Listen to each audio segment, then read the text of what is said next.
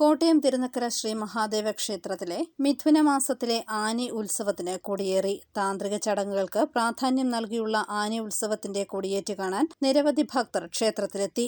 കണ്ഠരര് മഹേഷ് മോഹനര് കൊടിയേറ്റ് കർമ്മം നടത്തി.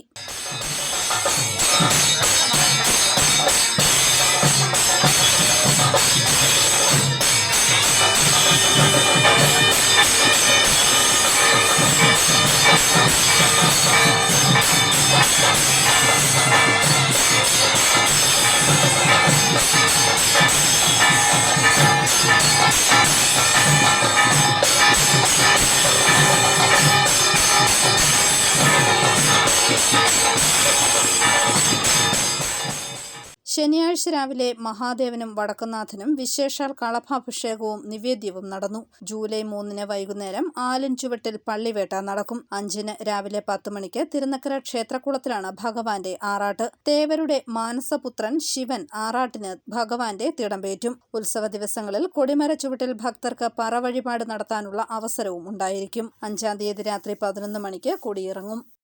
News bureau, Kottayam.